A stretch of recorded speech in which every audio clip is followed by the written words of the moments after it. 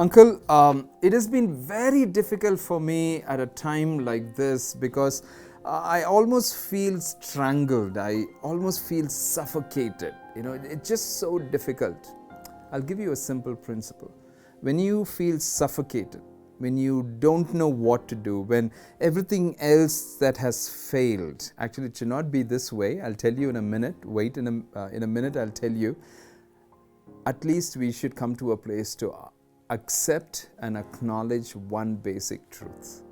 Instead of me running to every other scenario, every other person, every other anchor that I can hold, the first place I need to come is to trust in the Lord. Really? I thought that's the last bit of it, right? No.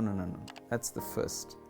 First come to the Lord and say, Lord, I want to trust you. I will trust you. Not I just want to trust you. I am trusting you. Lead me. When you say, Lord, I'm ready to trust you, the Lord will lead you. I love this verse. I love this verse in Proverbs chapter 3, verse 5. It says, trust in the Lord with all your heart and do not lean on your own understanding. I love two parts of this verse. Trust in the Lord. Yes, trusting in the Lord, not in your riches or money or people that you know or your accreditations or maybe your accolades. And no. Trust in the Lord.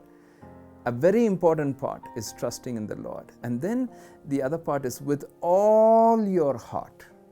Not half of your heart, not half-heartedly, not halfway through trusting the Lord and then saying, let's see if it works out. God, I think it's not working out. I've been trusting you. I don't see things.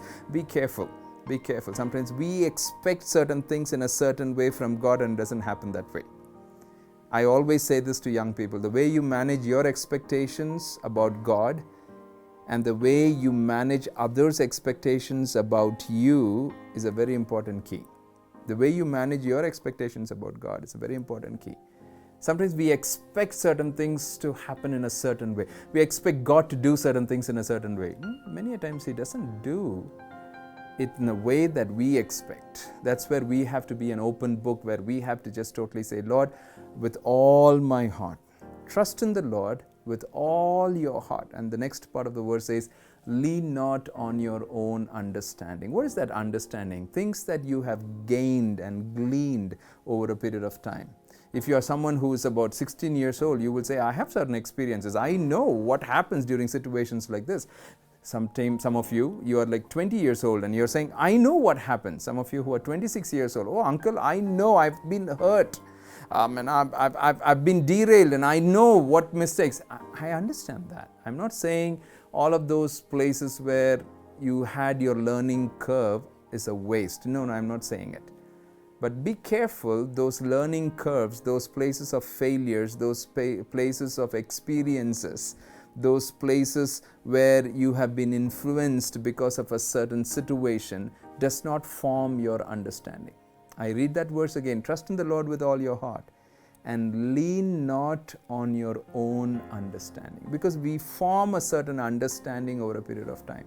I think we need to come before the Lord and say, Lord, I have these understanding about these situations. Yes, I can't say, Lord, I don't want to think about any of those understanding that I have gleaned or you have taught me in these situations. No, I can't say that. And I say, Lord, this is my understanding. But is your understanding different? You have to put a different understanding. You have to help me in a different way to see things differently in the situation. That takes a lot of humility. That takes a lot of letting go to come before the Lord and say, Lord, I understand that. Please, I'm open. What do you want to put into this dull head? Please do it. I'm saying dull head, not you, okay, me. Putting you in the dull head, please do it. I think that's a very important thing. Sometimes, I'll tell you young people, over a period of time we have formed a certain understanding and we get so stuck to our understanding. I love this verse.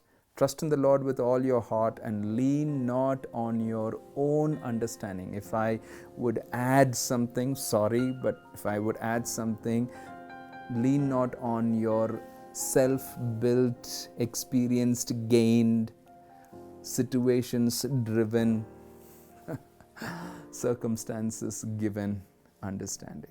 I think we need to be open to the Lord and say, Lord, because He's a God, He's your Father. And I love what a father does. He holds on to the child and says, hey, you have not gone this way, I will help you. You don't know what's going to happen here. I will protect you. You don't know. That's how I need to come before the Father. That's how I need to come before the Father. He's your Father. Remember, He's your Father. And He loves you not so much, He loves you too much.